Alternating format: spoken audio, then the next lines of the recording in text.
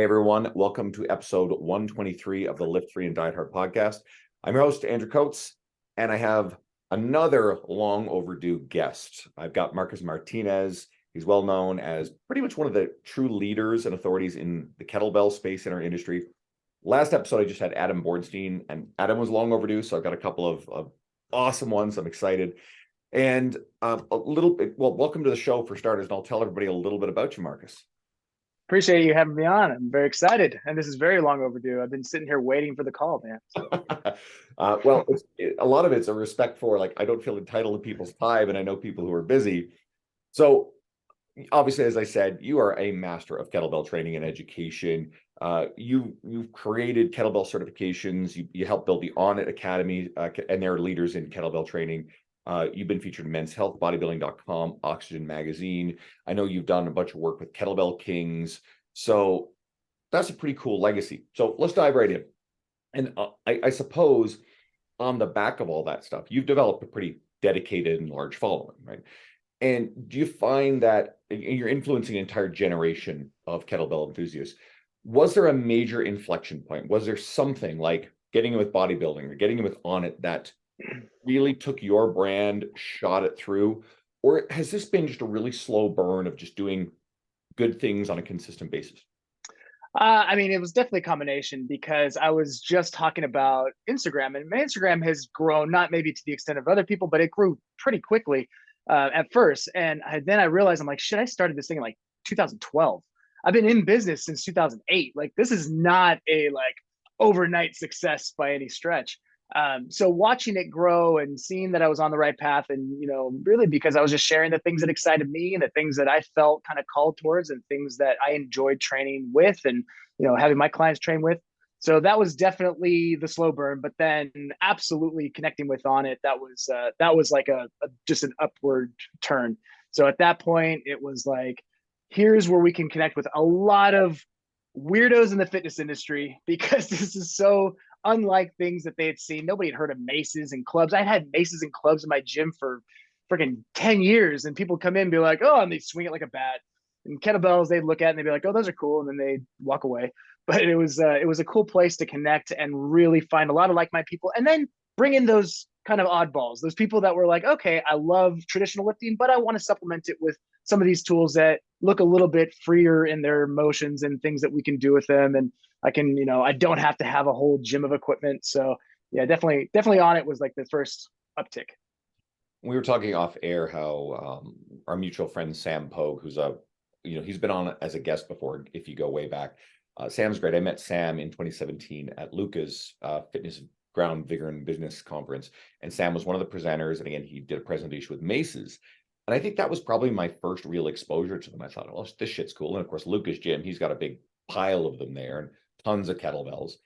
And I'm definitely from that background where I didn't get a ton of exposure to kettlebells. You have a few in the gym, and you learn mastery, hopefully, of a swing. I actually think every trainer really should be able to teach their clients a great looking swing. I think it's an incredible tool. And I guess that's a gateway. But for me, I've probably far too long been more of the, hey, let's go use these things for farmers carries and swings and a few other bits and stuff. So I've done a little bit of like kettlebell courses in the old company, but I haven't had access to more. So I find this stuff fascinating. And I see people like, well, you have a really good, well, I want to talk about this after, but a really good blend of showcasing the potential, but also really mastering the basics and showing the utility of this that makes it more accessible to the everyday person.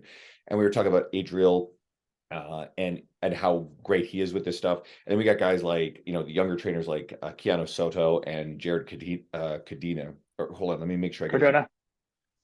It's Cardona. My apologies, Jared Cardona, the crazy trainer. And those guys, I met them both in my travels, and they're doing all kinds of like really cool performative stuff, which just shows the potential. You know what? I think maybe we can go there. So what do you think about that balance between showcasing performance and creativity while still making sure that people watching this don't go, well, shit, I can never do that. Those things are scary and intimidating. How do you get more people to simply put kettlebells in their hands and feel confident training with them? Well, the first thing you got to look at is why is the person getting a kettlebell? They're not getting it typically because they just want to do 3 exercises with it. They're getting it for the freedom that a kettlebell can allow and the different movements that you can incorporate, rotational. I mean, if we're going into flow and juggling, let's go back to Jeff Martone, who had one of the. Do I have a freaking hand to hand? It's called H2H juggling DVD that I used to watch. Yeah, exactly. That's how old I am. And it was a Jeff Martone video where it was all about hand to hand stuff. And at first I remember seeing it and thinking like, that's kind of silly. Like, what's the point? Why let go of the bell? And then I started doing it. And I was like, okay, this is number one for me with my training. Like, I want to make sure I'm enjoying it. I mean, that's just plain and simple. I love, feeling athletic. I love feeling like I'm getting some hand to hand coordination or hand eye coordination, getting some athleticism in there, getting some, creativity in. So that right there off the bat was like, okay, this is fun. And then it was a effing workout. Like my heart rate was through the roof just from swinging this like 53-pound bell and doing some juggling with it. So there's definitely a lot of benefit to that stuff. And then the performative side of it, I would say it gets into this like flow state, which I absolutely am a big proponent of flow. It adds a level of creativity, exploration, fun into training that is typically done in a very linear fashion. It's like, okay, everything's progressive overload. We're doing the same exercises. We want to get stronger. Strength is a skill. Absolutely. And we want those to be the main tenets of our training. But as we grow up, we typically don't play anymore. We typically don't do fun things anymore. Maybe you're doing martial arts, maybe you play a sport, but most people, they don't do shit. They go to the gym, they do their cardio, and they're done.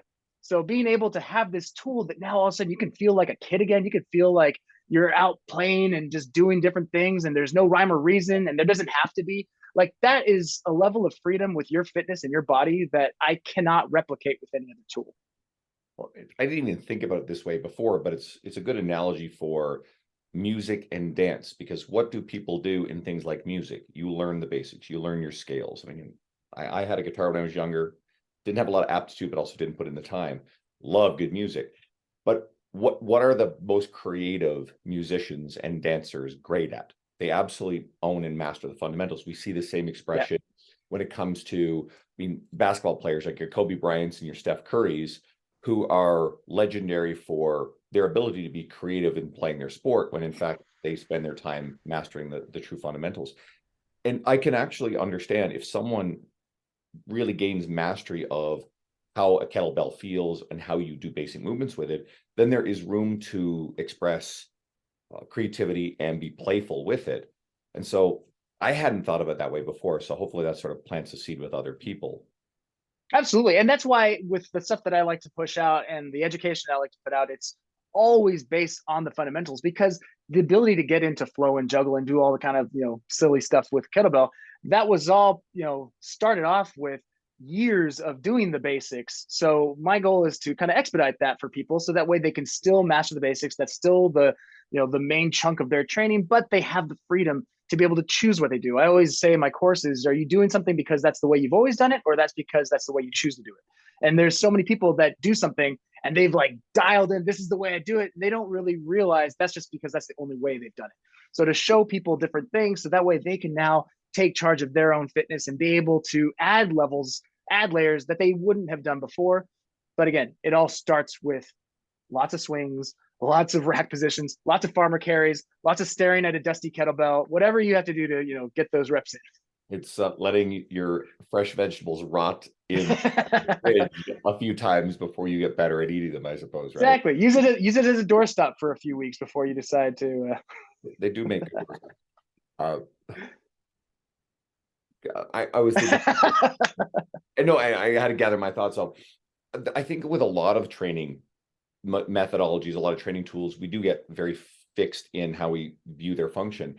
There are lots of examples. There are people in our industry who are actually good at using tools in innovative ways, but still basic applications. Where I get into, I find it frustrating when we see people being innovative for the sake of innovation, Yeah. performative.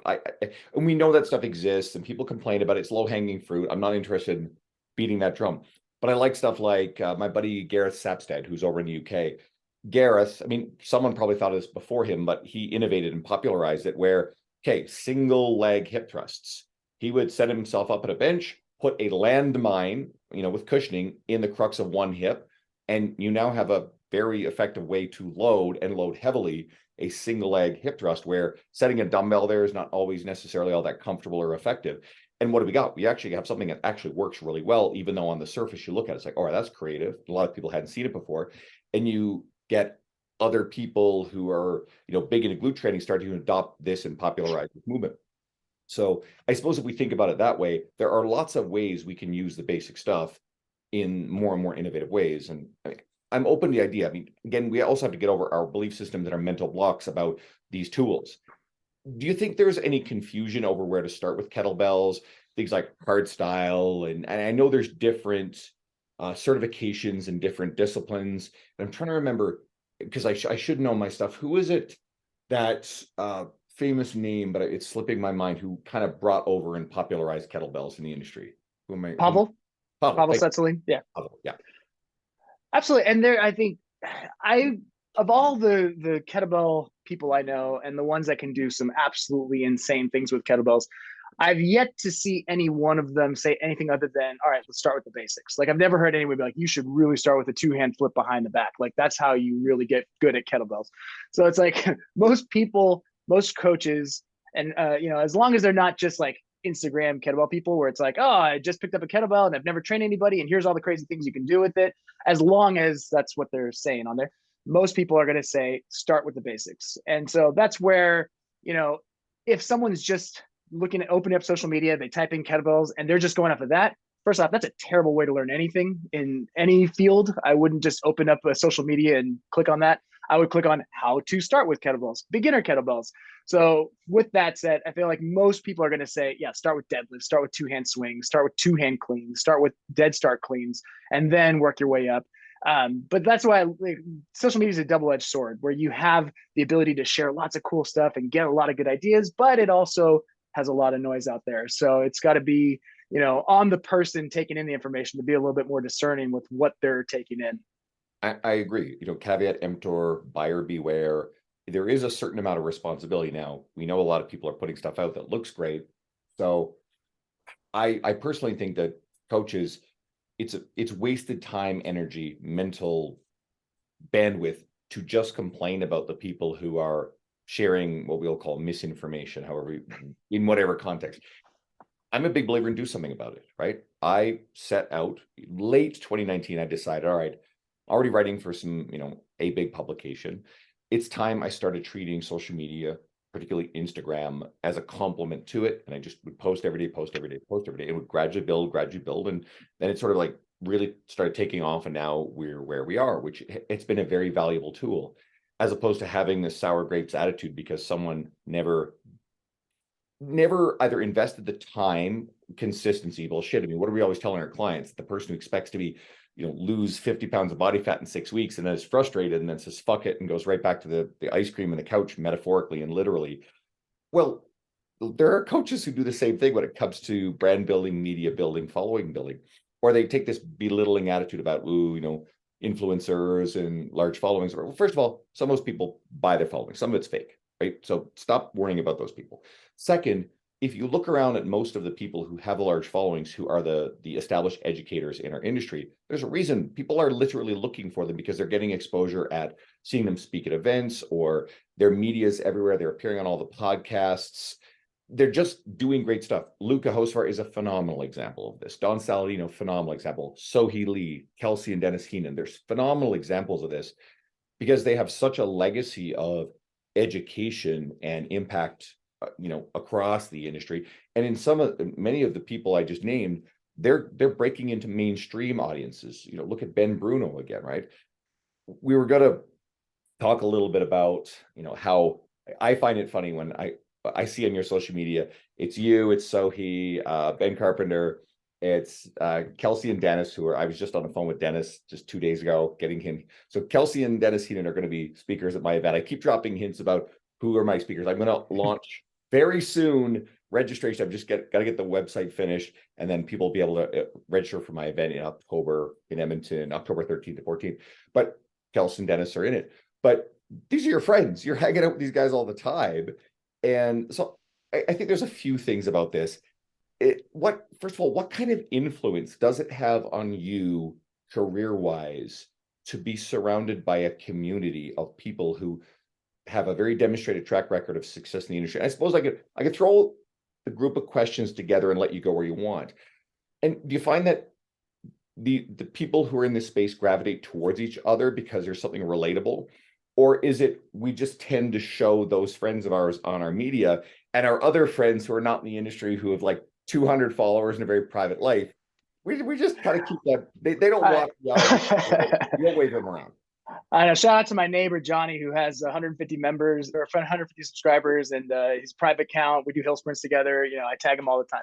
Right. Now, I think that with this, it's, you know, like minds. I mean, we're all in the fitness industry, number one. I mean, just like you would in a gym, you would be friends with the fellow trainers and people that you connect with, people that you go to workshops. You know, back in the day when you would go to certifications, go to workshops, you'd connect with people and you would find the people that just kind of, you know, fell in line with you and you kept a relationship. So there's definitely that aspect. There's the fact that we all are on social media, and that's kind of how a lot of us connected. Like, we were friends of friends, and they'd have events, and we'd all get together. And then just the same way, I've met a lot of people. I like a lot of people. There's a lot of people I wouldn't necessarily be friends with. So the ones that I am hanging out with, those are people that we could not talk about fitness, we could not talk about social media, we could not talk about anything, and just talk about pickleball and X-Men, and we'd be totally cool. So there's definitely that aspect for me. I'm only going to hang out with people that I want to hang out with. I don't care what following is. I don't care what they could do for me. You know, it doesn't mean shit to me. If I don't like hanging out with that person, I'm not going to sit there and, you know, swallow my tongue and be like, this fucking person again. I can't do that. So there's definitely, like, we actually enjoy hanging out with each other. And then there's also, you want to hang out with people that are going to rise you up. There's going to be people that are going to inspire you. And I look at people like Sohi and Ben and Kelsey and Dennis and Venus, and people who are doing such amazing things, and they're so driven and they're so internally motivated. It's fucking infectious. It's just like, these people make me want to be better. So that's a big thing for me as well. And I hope I do that to them as well. I mean, they keep inviting me, so I'm assuming I'm doing something for them. Maybe I'm making them laugh, but it's like, I want to make sure that I am the, you know I'm the surrounding, or I'm going to be the sum of the people I hang out with. So I want to make sure that group is very solid and very in line with me. And the people I've seen kind of hanging out together, it's wild too, right? And I don't know if I've ever seen like you and Jill Coleman in the same spot, but like I know Jill is really tight with Sohi, so she's sort of part of that world. And then you get Sierra Nielsen, and then Sierra's sister. And then, if I'm not mistaken, I'm pretty sure Jeanette Jenkins, she's really well known for a lot of things, but Yeah. King's trainer, amongst other things too. So, so I know there's this massive community of people who are just doing really awesome stuff. But it does make sense that, you know, you guys would gravitate toward each other the same way. You know, Don Saladino has become a good friend of mine. Luca Hosfar, obviously, and then Kelsey and Dennis. That's how I met Kelsey and Dennis, was through Luca. And so they're all really tight. And so they've invited me to hang out at stuff. And now they're all speakers at my event. So Don, Luca as well. I'm happy slipping this stuff out and screw with people. I did post the list, the entire thing, on my Facebook a while ago. So if you really want to dig around, you'll find it. But yeah, these are not necessarily secrets. So, and I'm always inspired when I'm around people who are doing great things. Even when I started traveling within the industry in 2017, all the stuff that's happened to me, all the writing, all the public speaking, is because I started traveling to events. First event I ever went to, I met Sohili. I met Spencer Nadolski. I met a whole bunch of really cool, successful people in the industry. Greg Knuckles was at that event, Andy Morgan, you know, list goes on and on. And I think, yeah, everybody there has been a podcast guest of mine somewhere along the way. So he was one of our first, the old format, 270 episodes ago. So he was one of the first 10 episodes we had. And it's the most downloaded episode of all time, because back then everybody didn't have a podcast. And of course, you know, someone shares on their media and everybody listens to it. So, but I mean, again, so he's great. Someone I've always supported, because you know, she's doing really good stuff. Totally.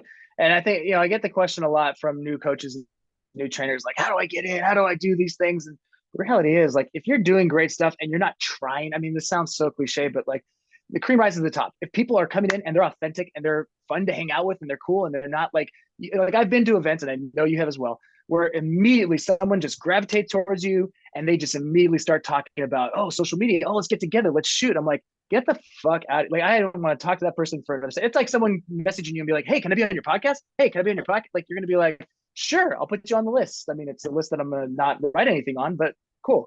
So it's just, the more that you can network and have that connection with people, but it's all about connection. It's all about relationships.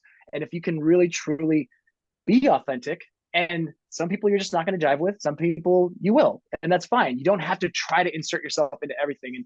And I've taught so many courses and been to so many events and been in the area where a lot of people were trying to get in, and you can see the people who are going to go in, and you can see the people who it's like nothing you do is going to make anybody want to work with you, and it's hard. It's just There are so many things. I've talked about this on a few podcasts before, and I'm passionate about this message.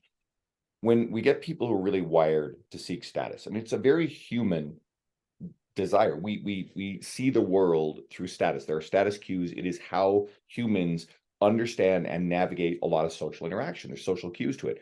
But when it becomes the predominant lens through which you operate and live life in order to do things transactionally to seek status, people tell, and then they don't want to be involved with you.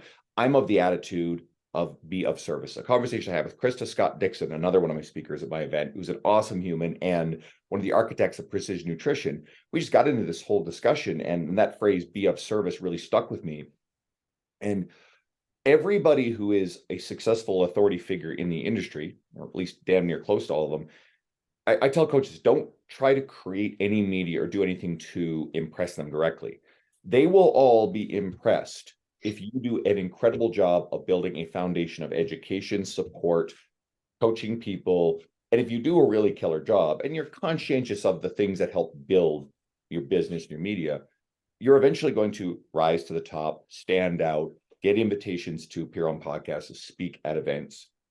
And all of a sudden, and if you just go about that with that mindset, I tend to find that other people just simply want to be associated with you. They want to have you involved in their stuff because they can tell you're not doing it because, hey, I want to rub shoulders with this person. And quite frankly, it's okay to be excited to go meet someone you look up to at these sort of events. I've done tons of it. Some of them are now good friends of mine. Some of them, I was like, okay, cool. It was just nice to meet them. It was meaningful to me. And that was kind of it. But it still all starts with, if you do a really killer job with the person in front of you and you find ways to scale both the business and the media, then usually applied over a long enough time frame, really cool stuff happens. And I think it's okay to be ambitious. It's okay to have drive and desire for success. And it's okay to understand that status is a byproduct of doing all these things, but do not use status seeking as your North Star in everything you do.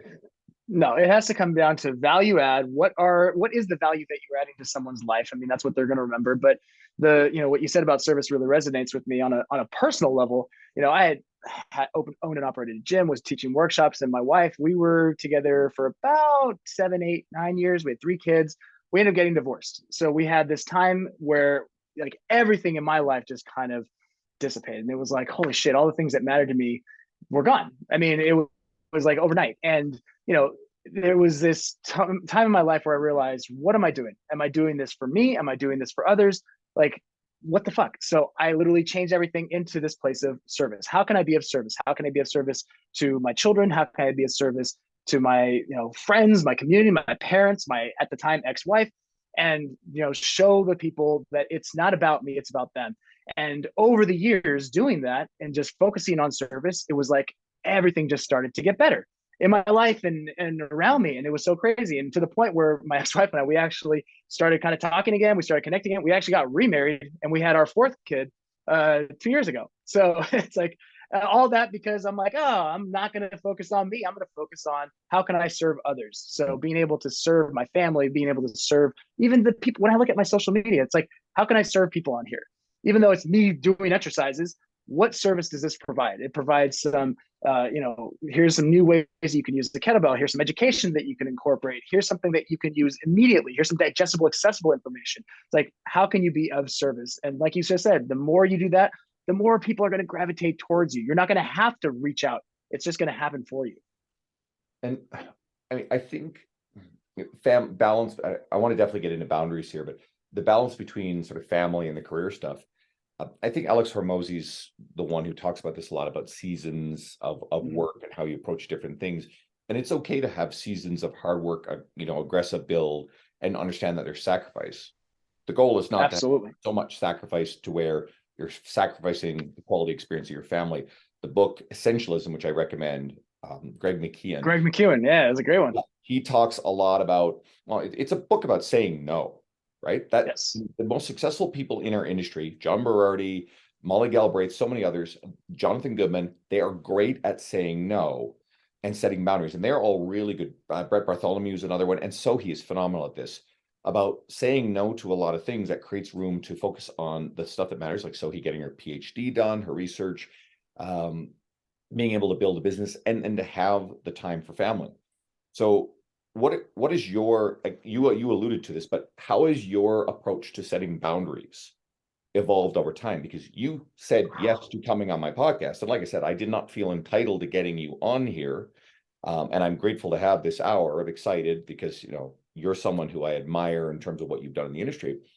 But yeah, how do you navigate, do you have a value system around what you say yes to, what you say no to, advice for coaches in different stages of their careers? Absolutely. I mean, first it doesn't always have to be about longevity. Like I said, we've been friends on Facebook for a very long time. So I've seen your stuff for a long time. I've seen your articles on T Nation. So there was definitely some longevity there. There was already some trust built. It wasn't just a random, hey, can I get you on my podcast? Hey, can we talk? So having that trust be there is a huge thing for me. And then, of course, because mutual friends, there was that connection. So it was like, okay, this is a no-brainer. And, not to sound like an asshole, but there's lots of times where people will say, hey, can you get me on a podcast? Hey, I'd love to get on a talk. Hey, I'd love to have you come do this. And it's like, I would love to. I wish I could do that.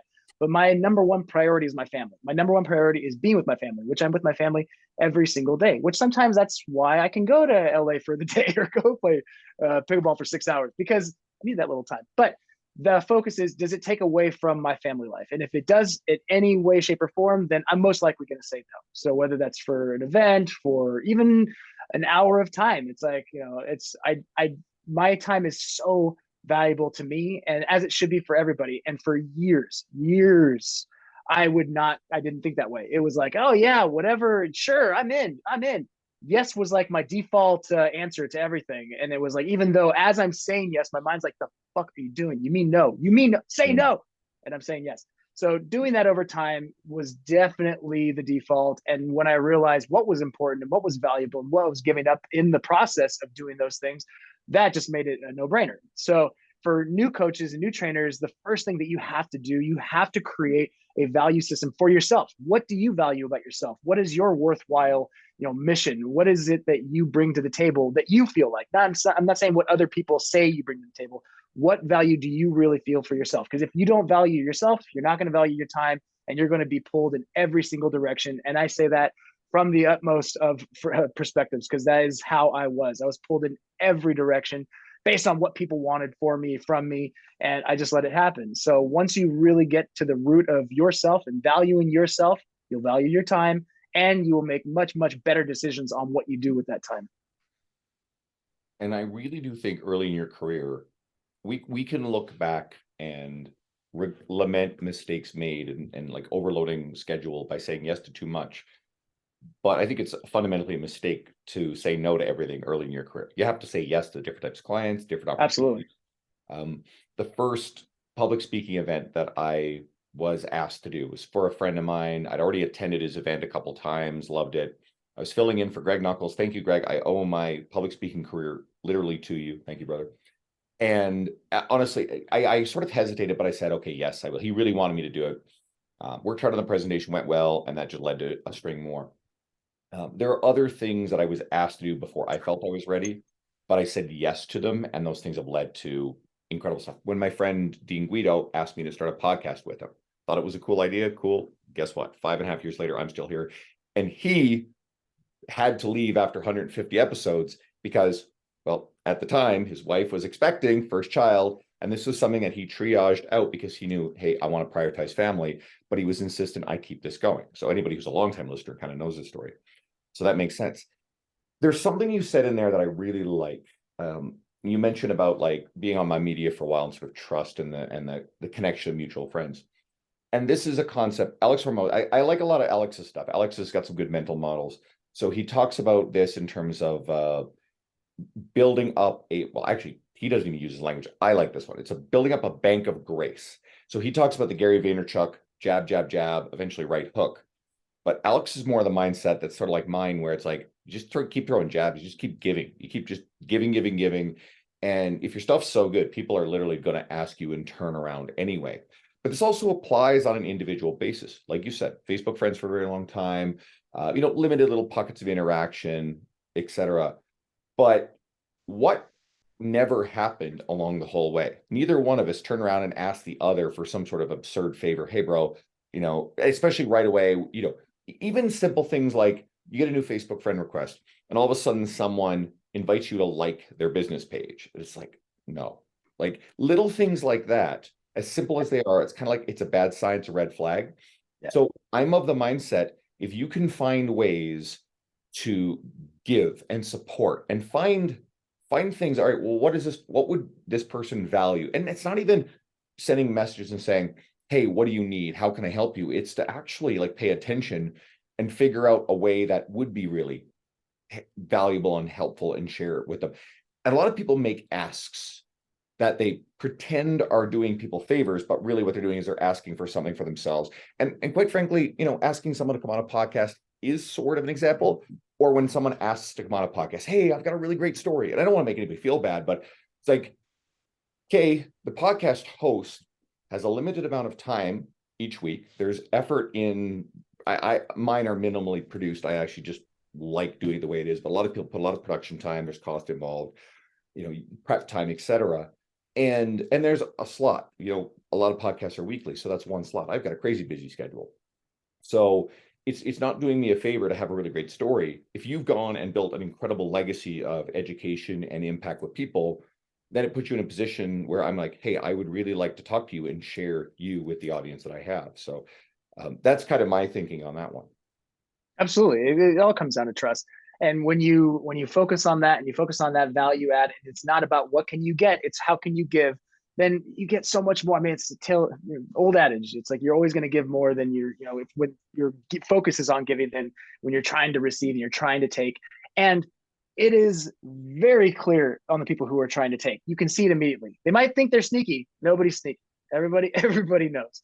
So it's the more you can focus on that. And and going back to what you said about, as a young trainer, as a young coach, you have to say yes to things. You can't just say no to everything. And I said yes to a lot of things, and a lot of things I didn't want to say yes to turned into phenomenal, awesome, big things. So I absolutely, I answered a YouTube video message one time, and it turned into a string of workshops in Argentina for a number of years and a friendships that I've still maintained this 15 years later. So it's like, because I answered a DM on YouTube that I would have always just been like, delete. So yes, say yes to a lot of things, but with that said, be a little discerning in what you're doing so that you're not just saying yes to everything, being pulled to everything, and everyone is going to try to pull you into what they want. As much as we like to think people have our best interests in mind, nobody but your own mother has your best interests in mind, and that's pretty much it. So focus on what value you can give, but be discerning with your time and what value you add to things. And I like what you said earlier about figuring out your values early, because I think as you say yes to a lot of stuff, you'll run everything through the filter of your values, and you'll get that icky feeling when what you're saying yes to doesn't seem to fit your values. Yes. And it's part of the experience of getting good at it. And again, yeah. Sohi's a wonderful example. Like Sohi, because I've had Sohi on social media for so long, I've gotten to see the transition and transformation and how she's felt more comfortable in authentically being herself and being more comfortable in saying no and setting these boundaries around people's access to her. I mean, I'm not there DMing Sohi all the time. I'm very thoughtful if I'm going to send her a message to something that isn't a take from her time, because I know she's been working on this PhD for a while, right? So it's understanding that. And I think everybody's going to go through this stuff. You'll figure out what's valuable to you. So question, what are you working on right now? What's kind of next? What season are you in your career? So I went from, focusing everything on kettlebell education, and I kind of stepped away from it last year when I started to get into some live teaching, like kind of, live virtual classes with this company out in LA. And it was really fun at the time. And then I stepped away from that, and I had this kind of like just space where it was like, oh man, I've been doing kettlebells for so long. Do I want to keep going through kettlebells? At what point is it like just, hang the hat up, let's try something new. And there's a couple other things that I'm going to be kind of playing around with, but going back into some solid kettlebell education, I'm very excited about because I haven't done kettlebell education on my own in a long time. It's been since I went with On It. So once I went in with On It, I had some workshops here and there on my own, but then everything was pretty much on it. And then when going with working with Kettlebell Kings, creating the course for them and letting them fit, and fantastic, and I had a blast doing it. So having something that is the culmination of kind of the 20 years in fitness and the 15 years, 18 years in kettlebells, and to have something as a legacy in the kettlebell world that I know is going to help a lot of people, simplify things for a lot of people, but at the same time give them a direction that they can kind of play around with. So creating some new courses that I'm going to be launching pretty soon. Very pumped about that. And then just like I said, working with some different companies. A friend of mine has this app, the Way 126. It takes meditation to, I can't even call it meditation app. It's just getting into this space of empowering people and giving them the ability to create the life that they want. And this is a person who's been, which ironically, I met this guy at a kettlebell certification back in 2008. But just watching his transformation into this space of how can we help people master their emotions? How can we help them create the life they truly want and not be driven by who they think they are, what people think of them? It's this place where it's like, this is truly a place that we want to empower people and have them be the person that they want to be, and not just kind of, fall into the fold of life, which so many people do. And like we were talking about before the call, just you're constantly comparing yourself to others. You're constantly, competing with others. I'm like, my whole fucking life has been about creation, not competition. I want to create, and that's going to allow me to build something so much better. And I don't get bogged down with what are these people doing? What's that person doing? Oh, this person's got an app now. This person's that's too much freaking stress. I don't want to do that. I've never seen you once enter any of the contentious, sort of argumentative, social media. In fact, very strong correlation. There are exceptions, but there is a very strong correlation between the the people who have achieved grand success, brand but business development, and how little time they spend in the comment sections on Facebook. I'll give sort of Greg Nuckols and Mike Isertel like props, because they traditionally they've done lots of that stuff. But I think maybe it's like, and even Greg's taken a big pivot in terms of how accessible, like publicly, he said he's no longer able to respond to every message and how much time it was consuming. I think Mike just does it to stay sharp and have fun. I mean, Mike's Mike. But outside of those two, there's not necessarily a lot of people who spend an enormous amount of time on Facebook. And I've noticed that as a lot of stuff has grown and happened in my career, I have definitely had a lot less time for Facebook. Now, also, I've turned around and used Instagram as a major platform, and I do try to be very responsive there. There may come a limit to that, but if someone DMs me, I respond to everything. Sometimes it's junk and I delete it, but if it's a real person and it's not a stupid ask of me, then I'm going to give a kind reply. So that's important to me. Absolutely. And it's I don't know, social media is so funny. We can talk about that all day. It's such a crazy experiment that we're just thrusting ourselves into that we have no idea how to handle. And you can see that in the comment section where you're just like, first of all, not all opinions are equal. You might all have one, but they're not all equal. It's just amazing to me that you can have this, well thought out, research backed post, and then you'll have some anonymous comments like fucking bullshit. And like that there's some like people will look at that and they'll question the validity of the post from that one comment. So it's definitely a funny place. So when it comes to comment sections or haters or I will occasionally throw in there like how people say kettlebell should be used, because that is just hilarious to me. Like anytime someone says this is how you have to do something, it's like, for the most part, you're just asking me to not do that, because I don't do that. And most people don't like to be told what to do with those things. So I like the ability to show different things with that.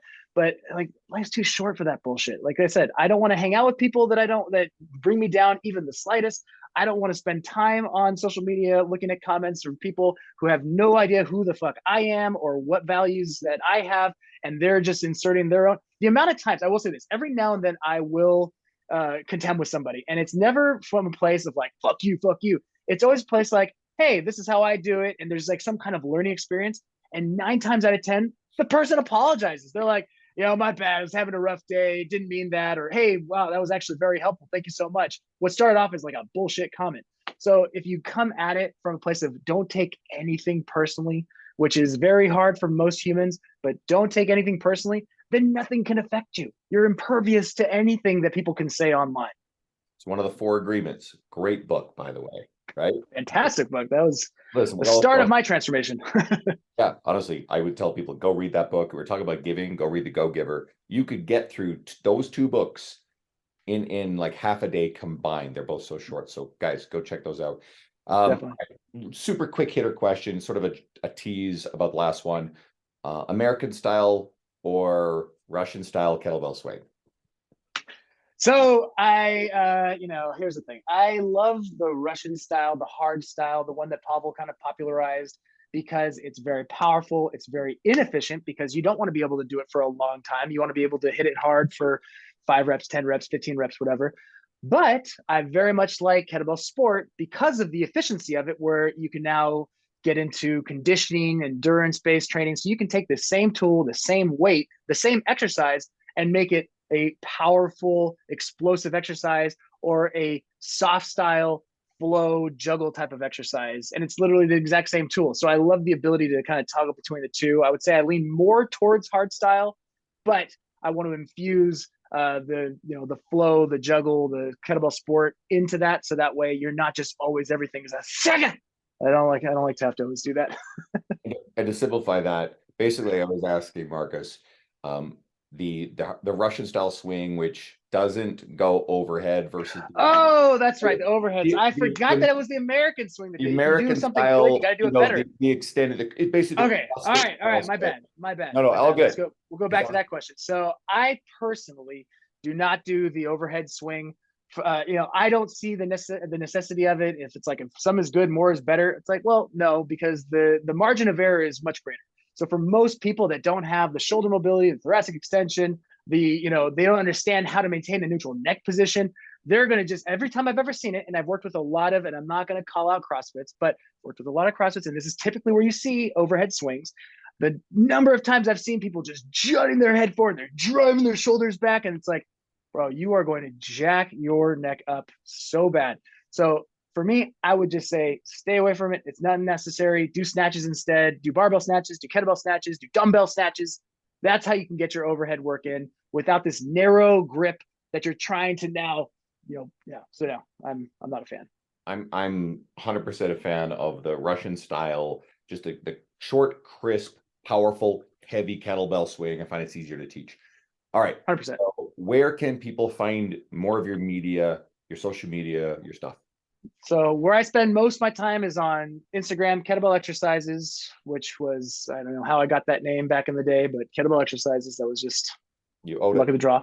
And then on my website, strengthbymarcus.com, and that's where I'm starting to put my programs, my courses, getting a blog together in there, and just going back to what I was doing before Kettlebell Kings, before On It, just putting a lot of good information out there and trying to reach a lot of people and give them something of value that they can, that will help them move better, feel better, look better, all the typical things you'd see with training. Man, I appreciate you coming on. Thanks for taking the time.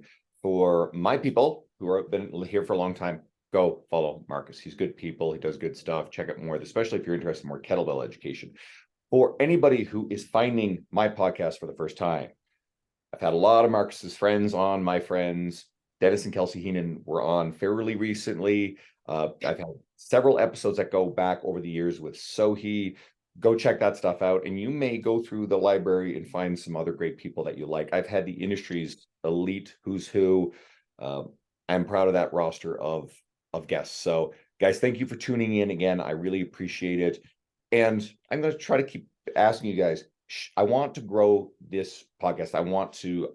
I'm thinking about ways I can enhance it and make it reach more people. And you guys help me reach more people by sharing it with, hey, you can share it on your social media, tag me, please. That's great. But take this and send it to a friend who's in the industry, who's a coach, and say, this is really great. I think you would enjoy this. And everybody, again, thank you so much for supporting. Marcus, thank you.